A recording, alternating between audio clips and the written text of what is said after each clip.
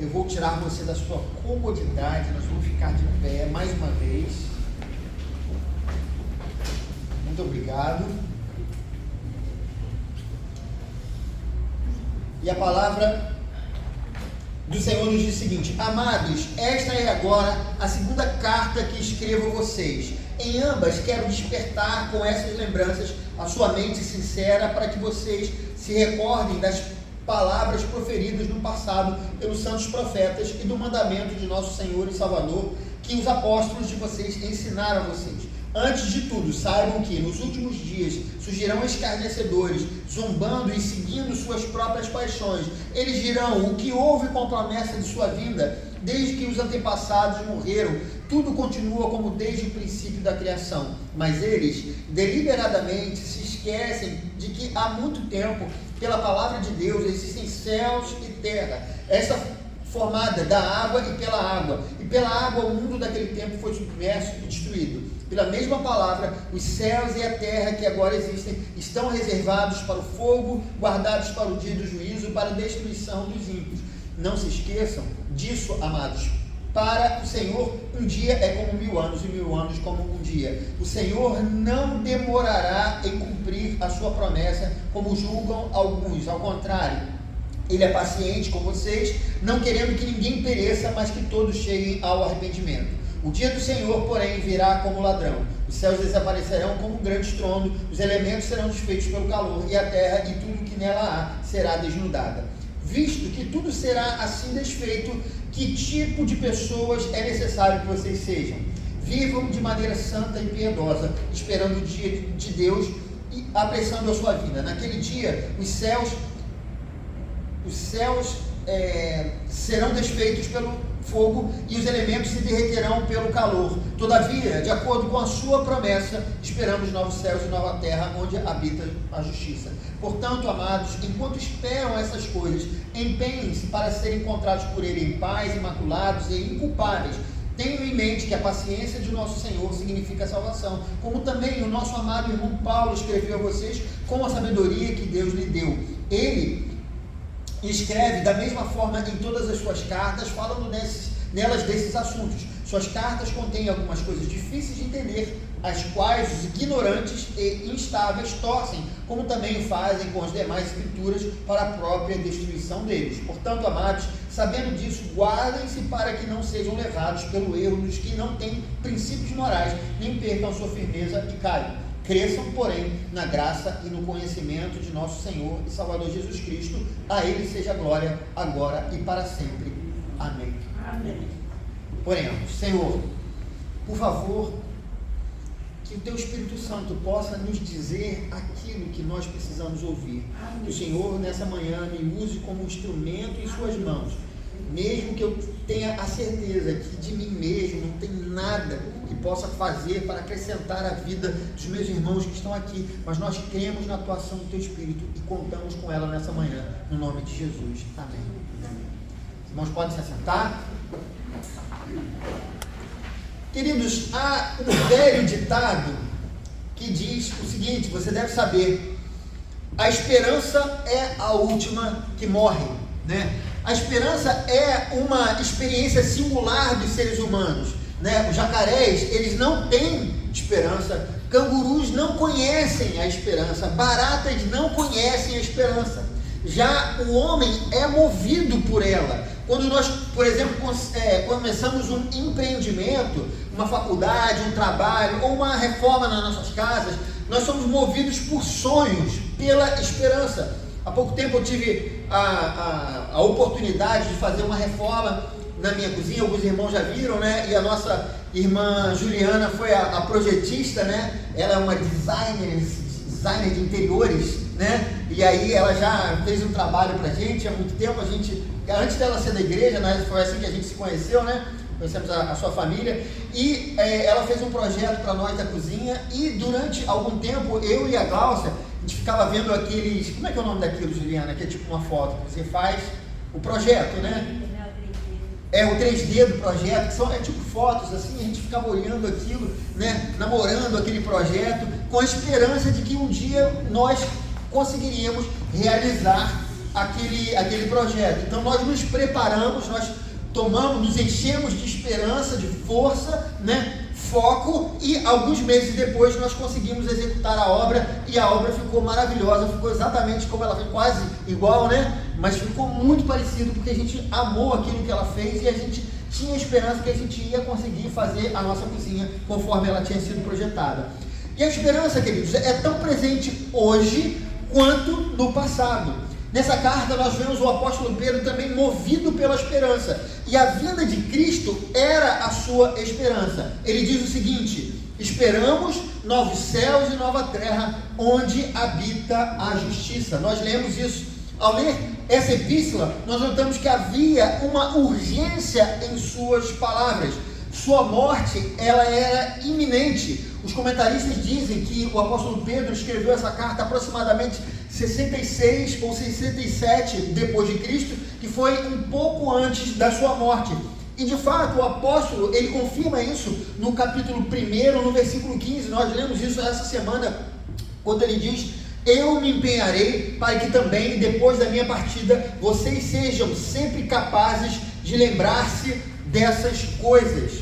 A sua esperança era que ele ensinaria e os eleitos de Deus não se desviariam dos seus ensinos após a sua morte. Por isso, ele adverte quanto a fábulas engenhosamente inventadas, também no capítulo 1, né, ele estava dizendo que o evangelho não era uma invenção humana, não era uma história de carochinhas, e também ele adverte quanto aos falsos mestres que tentariam se infiltrar na igreja, né, na comunidade dos eleitos, e a ideia deles era mudar a essência do Evangelho de Jesus, e insta aos irmãos que mantivessem vivas em suas memórias os ensinos apostólicos. Afinal, Jesus era real, eles haviam sido testemunhas da sua vinda, e o apóstolo mesmo fala que eles ouviram até mesmo uma voz do céu que dizia: este é o meu filho amado.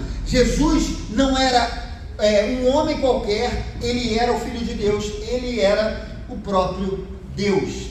E por que o apóstolo ele escreve essa carta? Em primeiro lugar, porque a ele foi dada a missão de cuidar das ovelhas de Jesus, e para isso a gente recorre a um outro escrito bíblico, que é João, capítulo 21, 17 e 19, naquele momento em que Jesus havia acabado de ressuscitar. Ele se encontra com Simão e ele pergunta 3 vezes: Simão, filho de João, você realmente me ama? Ele respondeu: sim, Senhor, tu sabes que eu te amo. Disse Jesus: pastorei as minhas ovelhas. E esse, queridos, é o primeiro motivo. O apóstolo Pedro, ele estava cuidando das ovelhas de Jesus ao escrever essa carta. Em segundo lugar, ele escreve a carta porque ele também tem a esperança de que ele será ouvido. Pedro sabia da tendência das pessoas esquecerem aquilo que foi ensinado. Isso é uma coisa comum não só do pessoal do passado, talvez hoje até a ênfase seja maior, né? Não sei, porque acho que as pessoas estão mais distraídas por conta desses dispositivos eletrônicos, mas de qualquer maneira, essa é uma tendência do homem, e Pedro queria reforçar os seus ensinos. Então era necessário escrever reforçando essa mensagem para os discípulos de Jesus. Em terceiro lugar, ele escreve a carta porque adquirir um bom hábito é muito mais difícil do que perdê-lo. Desculpa, queridos, porque adquirir um hábito é muito mais difícil do que perdê-lo, isso mesmo. Os maus costumes, eles militam contra os bons costumes. O ser humano, ele é assim desde o Éden, né? Parece que quando a gente dá um passo para frente, muitas vezes a gente dá 2 passos para trás. E Pedro, sabendo disso, receoso da partida dele, da partida dos apóstolos, que os apóstolos não ficariam aqui para sempre, então ele também escreve a carta. E por último, ele escreveu porque a realidade daquilo que se vê pode ofuscar a verdade do evangelho que não se vê. Ou seja, o crente não caminha pelo que vê, mas sim pela fé. Então ele escreve com esse objetivo de reforçar a fé dos irmãos. Essa carta ela não serve apenas para os irmãos do passado, mas também serve para nós nos dias presentes. Assim como no passado, hoje há muitos crentes que perderam a esperança no Evangelho de Jesus. O ensino da palavra de Deus passou a ser relativizado. O poder do Espírito Santo que há na comunhão da igreja perdeu a sua relevância. A crença nas promessas das Escrituras tornou-se obsoleta frente ao Evangelho, o chamado Evangelho da prosperidade. Muitos têm abandonado a fé genuína. Como crentes em Jesus, nós devemos manter a esperança, mesmo nos dias atuais com tantos desafios. E apesar desses desafios, precisamos nos manter firmes nas promessas. Mas de que maneira nós mantemos a esperança? Nós precisamos manter a esperança, em primeiro lugar, apesar das circunstâncias. Veja o que ele diz no versículo 3 e 4. Antes de tudo, saibam que nos últimos dias surgirão escarnecedores, zombando e seguindo as suas próprias paixões. Eles dirão o que houve com a promessa de sua vinda, desde que os antepassados morreram, tudo continua como desde o princípio da criação. Queridos, desde aquela época, pessoas duvidavam dos ensinos dos apóstolos. Como a gente vê nas cartas de Paulo, muitos atacavam os seus ensinos e procuravam prejudicá-lo. Diversos grupos, eles contradiziam as doutrinas apostólicas, né? A gente muitas vezes tem uma ideia de que os apóstolos eram aceitos plenamente pelas pessoas, mas não era. Paulo também enfrentava dificuldade. Muitas vezes ele ia para uma cidade ou para outra, e quando ele estava lá, chegava um grupo tentando desdizer aquilo que ele estava ensinando. E o apóstolo Pedro chama esse tipo de pessoa, chama essas pessoas de falsos mestres.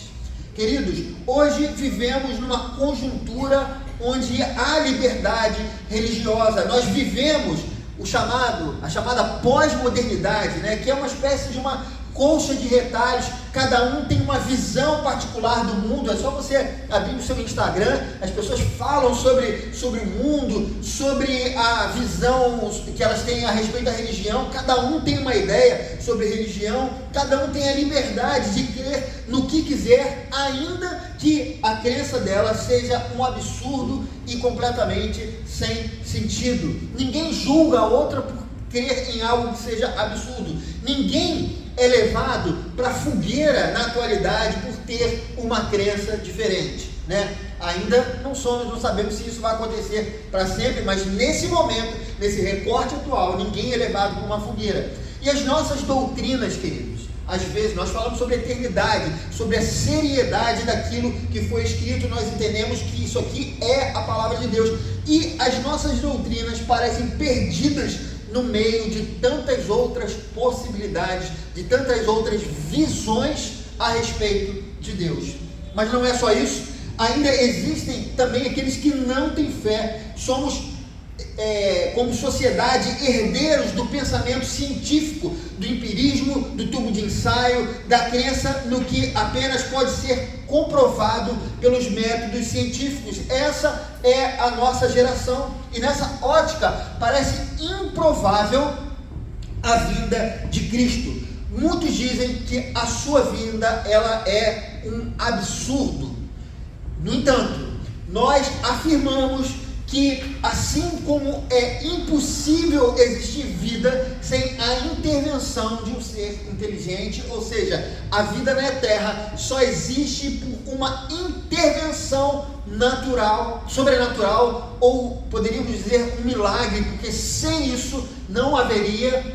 A ciência ela não consegue comprovar empiricamente que a vida ela surgiu do nada e como uma geração espontânea, né? Do mesmo modo, ainda que não pareça provável, haverá também uma intervenção sobrenatural que trará a ordem a esse mundo. Como o mundo passou a existir, e isso nós entendemos que foi um milagre, porque o nada cria. Então, para que houvesse o universo, Deus disse, haja luz, e tudo se formou. Nós cremos também que o Senhor vai restaurar todas as coisas. Ele virá, assim como o apóstolo Pedro está falando na sua segunda carta, e ele virá de maneira sobrenatural. Essa é a nossa fé, essa é a nossa esperança. Isso é o que nos mantém firmes e obedientes discípulos de Jesus, fazendo o que é certo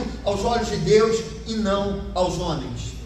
Qualquer um, queridos, que viva nessa expectativa de que um dia teremos que prestar contas diante de Deus, né, pelos seus atos, quem vive dessa maneira não se perde, pelo contrário, se mantém firme. Portanto, apesar de não vermos, nós precisamos continuar crendo, vendo através da fé.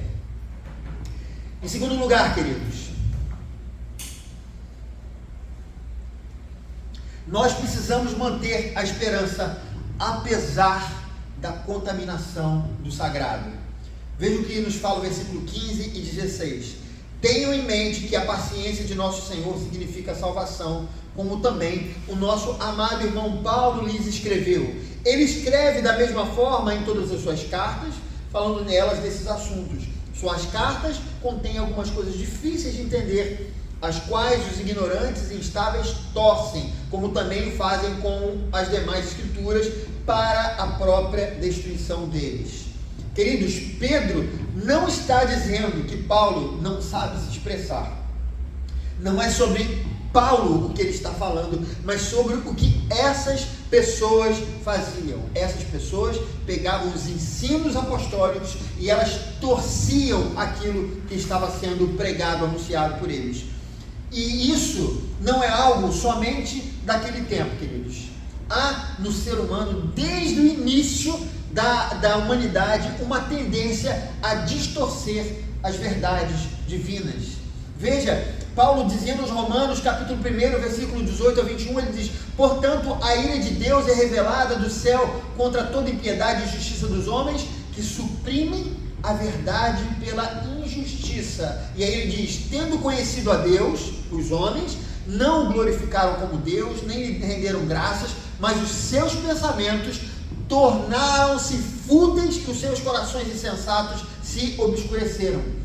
Há um teólogo alemão que diz o seguinte: o que os homens chamam de Deus é, na realidade, o próprio homem, né? Quando eles criam uma imagem e chamam essa imagem, seja ela real ou não, eles na verdade, o próprio homem que ele está projetando. Ele continua: servimos a este não Deus para vivermos segundo os nossos desejos. O ser humano, ele sempre suprime a verdade de Deus e coloca uma projeção de si mesmo, seja na imagem, seja em qualquer coisa que ele coloque para ocupar o vazio no peito que é tão somente do tamanho de Deus. O que esse teólogo está dizendo sobre o texto de Romanos é que o ser humano criou para si deuses impessoais, segundo a sua própria imagem, porque com isso ele exclui a possibilidade de prestação de contas dos seus próprios atos praticados. Veja bem, se eu crio um ídolo, se eu invento esse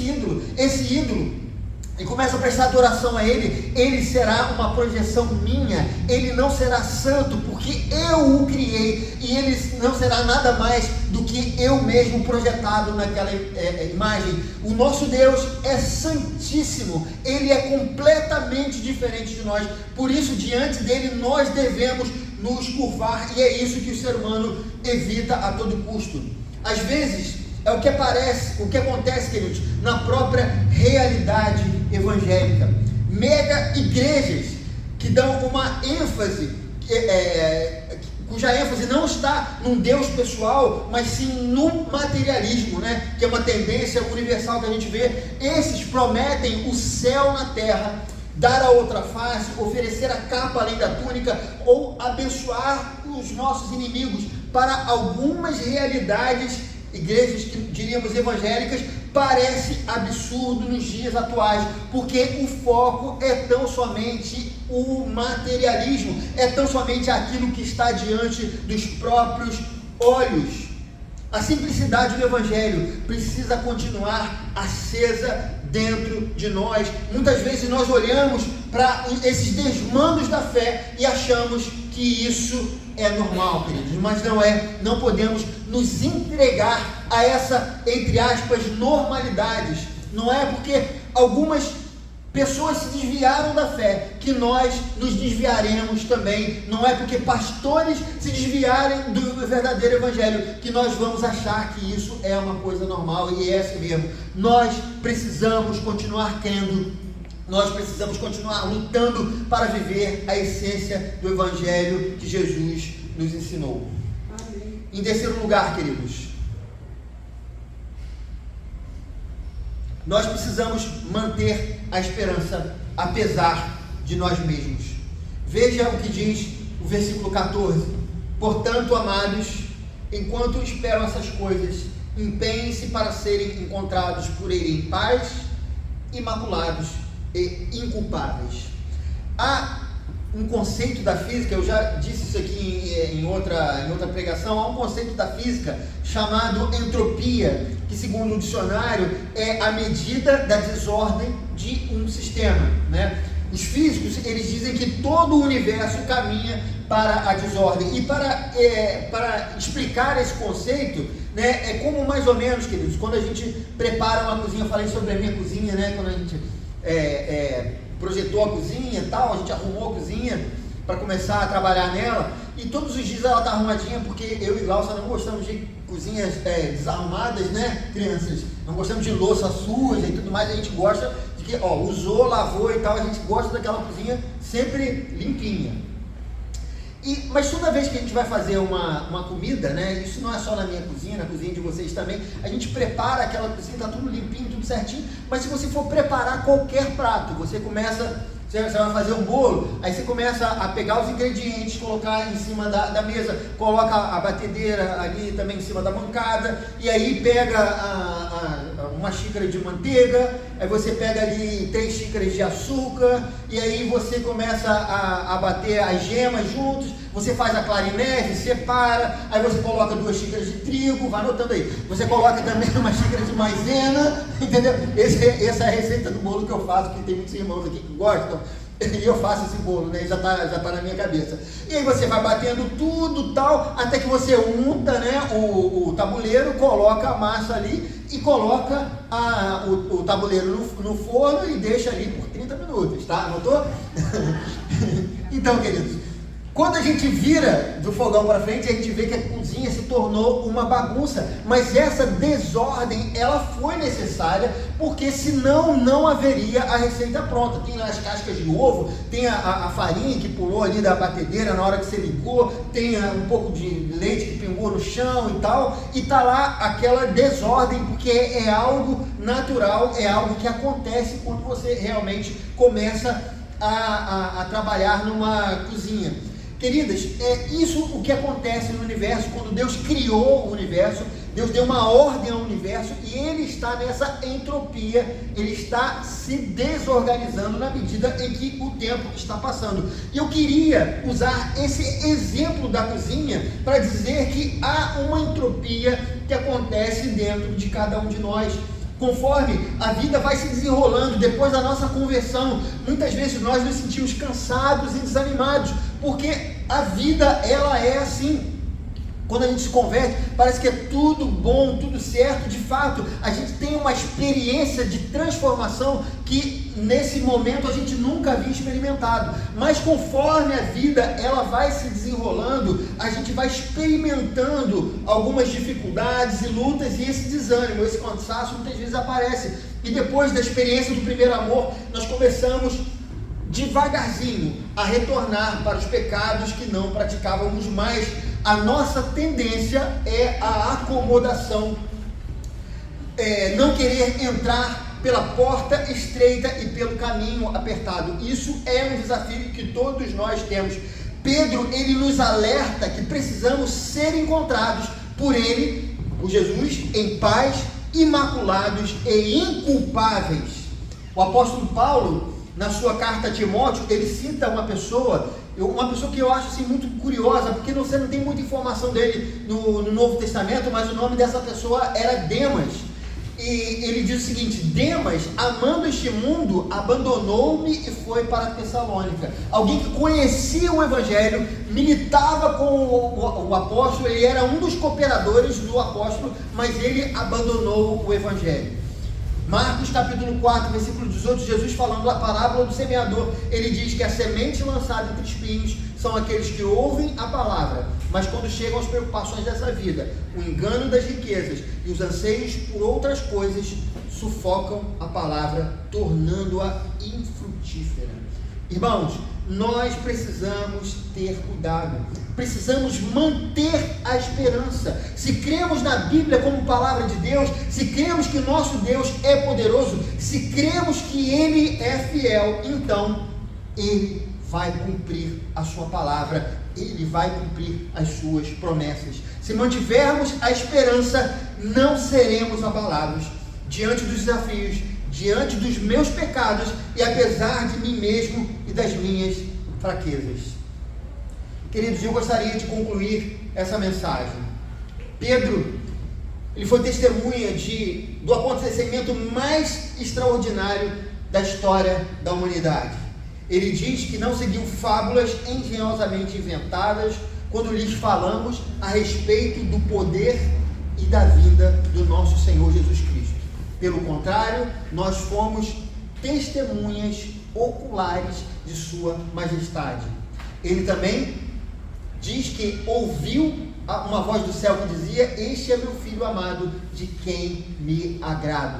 Os apóstolos também foram testemunhas de sua ressurreição. Jesus não foi um mero profeta, não foi um ser iluminado, como algumas religiões dizem, não era um homem bondoso, injustiçado pela classe dominante. Ele é o Filho de Deus que virá para restaurar todas as coisas. Ele é o Filho de Deus que morreu, mas ressuscitou ao terceiro dia. Ele é o Filho de Deus que veio para nos salvar e livrar de nossos pecados. Jesus é a nossa esperança. Portanto, mantenha-se firme quando as circunstâncias estiverem indicando que tudo vai dar errado. Mantenha-se firme quando ninguém mais crer no Evangelho daqueles que estão ao seu redor. Mantenha-se firme quando você se sentir tentado a olhar para trás na sua jornada em direção a Jesus Cristo. Eu finalizo com as palavras do autor de Hebreus, capítulo 10, 37 a 39, que nos diz: pois em breve, muito em breve, aquele que vem virá e não demorará. Mas o meu justo viverá pela fé, e se retroceder, não me agradarei dele. Nós, porém, não somos dos que retrocedem e são destruídos, mas dos que creem e são salvos. Mantenha-se firme em Jesus Cristo, independente do que você estiver vivendo. O Senhor vai cumprir as suas promessas. Gostaria de chamar os irmãos do Ministério de Louvor. Feche os seus olhos nesse momento. Vamos orar.